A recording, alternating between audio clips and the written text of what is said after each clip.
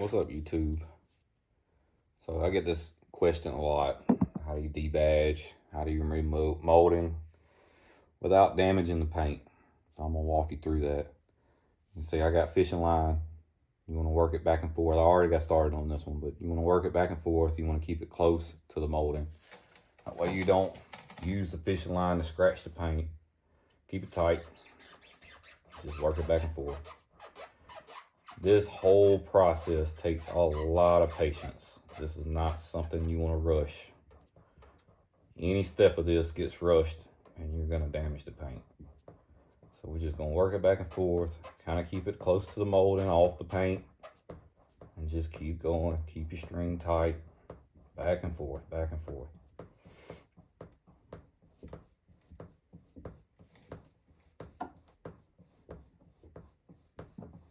Like I said, I already got started on this one. I'm almost done with it.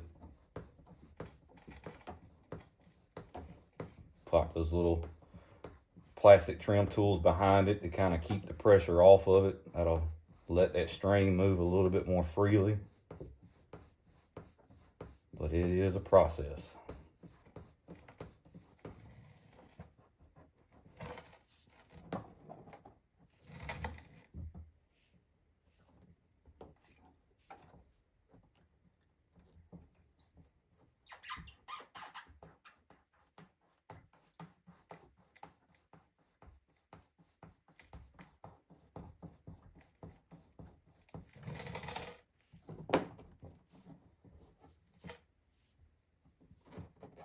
You need a whole roll of fishing string because it breaks a lot.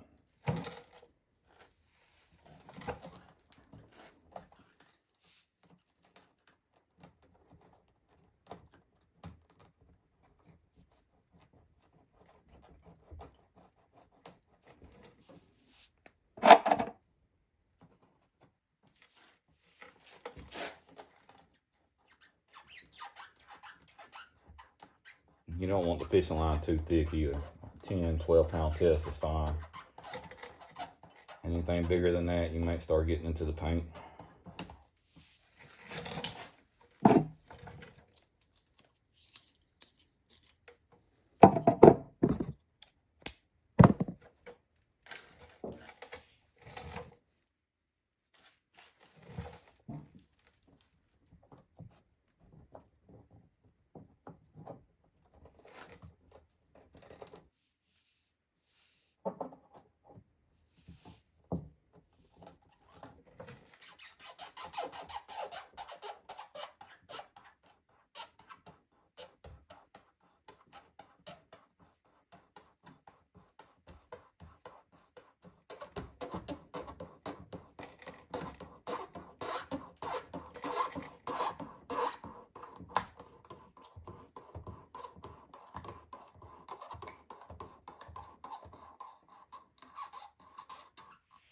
There she goes.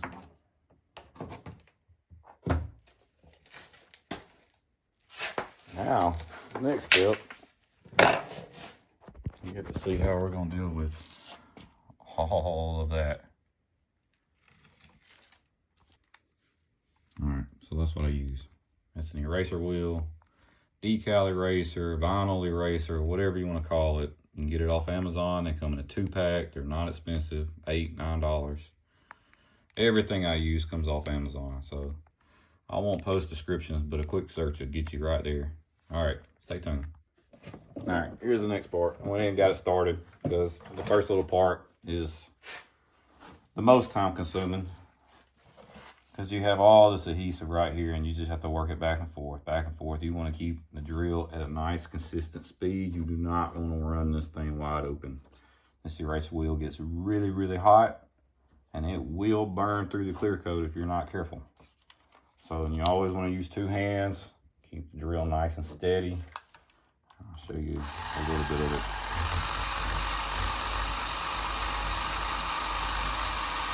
I like to work behind it so that I can see my progress. If you don't want to keep this thing on the panel longer than you have to,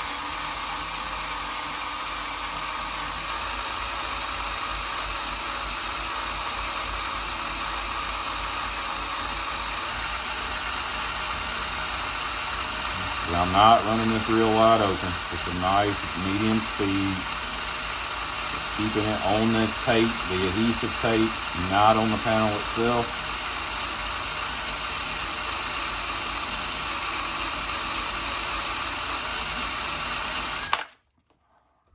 Periodically, you want to wipe it off, check out your progress. Don't worry about that little bit. There's going to be some marking left. We'll clean that up later.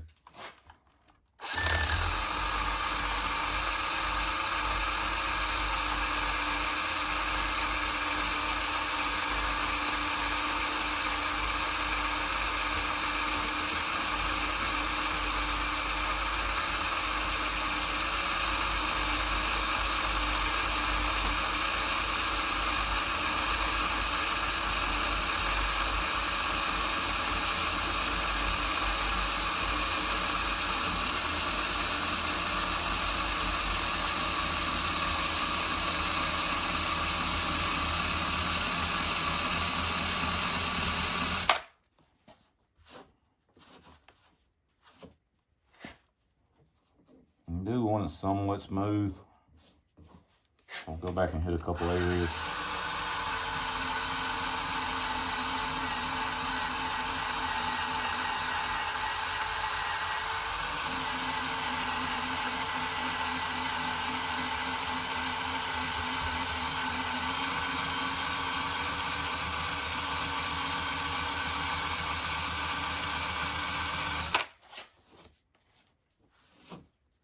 Alright, you're going to be left with some really ugly places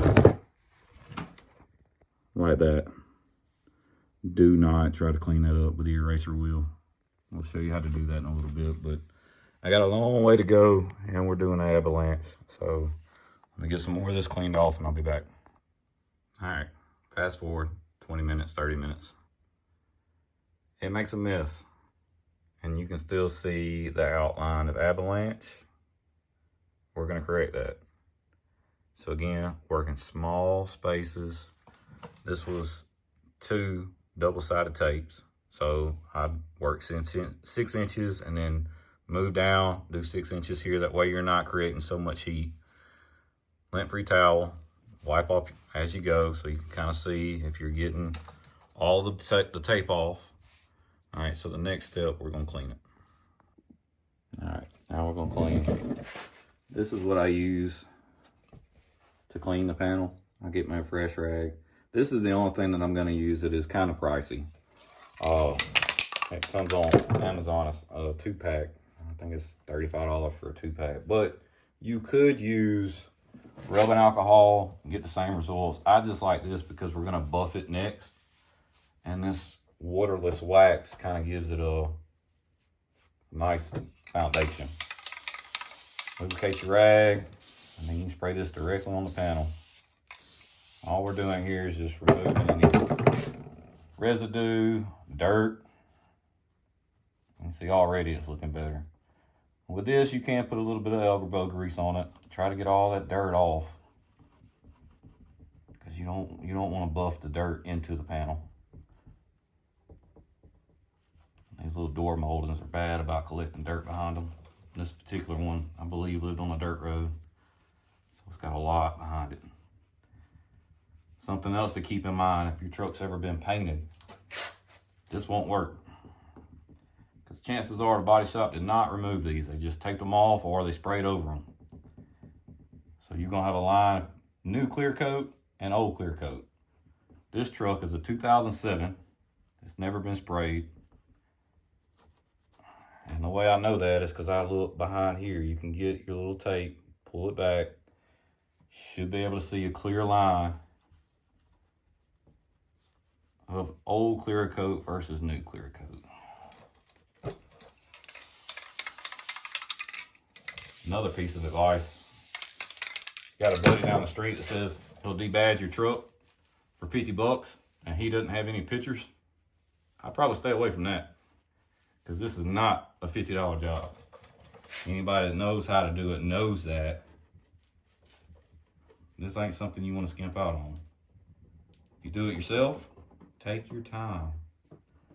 You get burnt out, take a break. Your wrist start hurting from holding the drill, put it down. Come back tomorrow. Not something you got to do all in one time. All right, you see how the cleaning's going. I'll bring you back for the buffing. All right, the clean is done. I don't know if the camera's gonna pick this up, but you can clearly tell below it and above it is faded. Where the letters were, faded.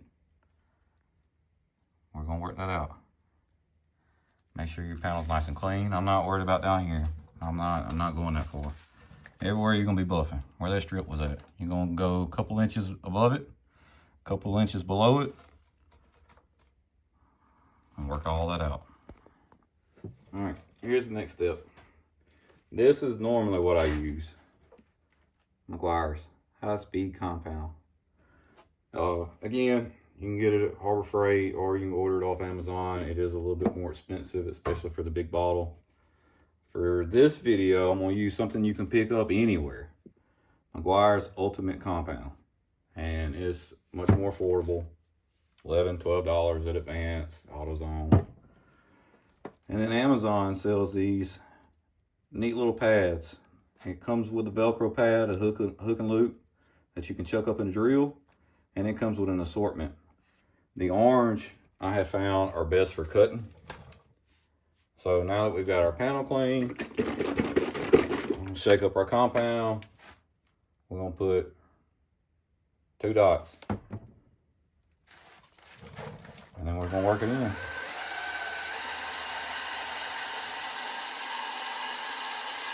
This stuff is not abrasive enough to really have to worry about cutting through your clear coat.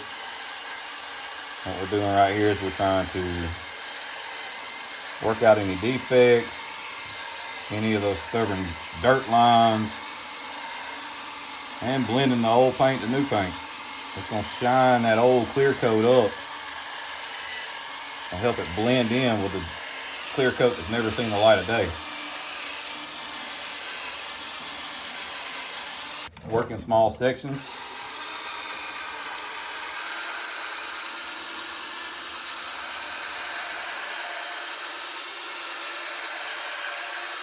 Just hazed over a little bit. Wipe it off, see what you're working with. Oh, it's already looking better. You wipe it off. You see anything that's still left over, just do another round. Again, you ain't trying to win a race here. Nice and slow. If you have a stubborn part, you can speed it up.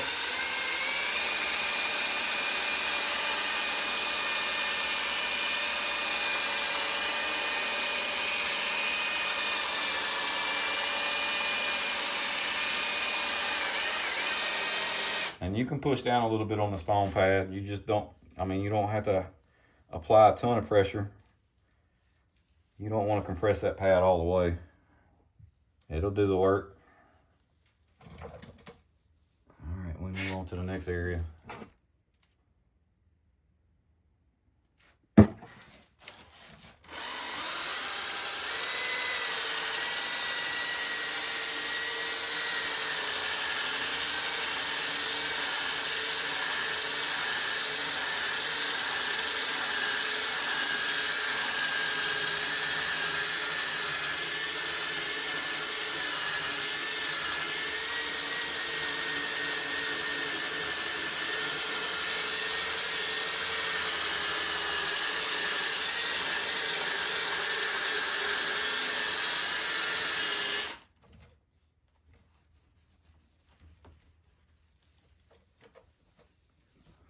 Just like that. I'll bring you back when we're done. All right. We got it done. You can see no more evidence of the avalanche at all. If you put the sunlight on it, you can see very little difference between the paint. Very little. There is a little bit of a difference. But keep in mind, this is a 2007. This is not a newer truck. You could probably get away with this with no color deviation in a 2015 or newer. But again, really happy with the results. If you want to try this at home, give yourself about 2 hours for one door. Knock off that learning curve, and then everything else will go quicker. See, I got more to do, but this works on window guards, emblems, these door belts, anything with double-sided tape on it. Good luck.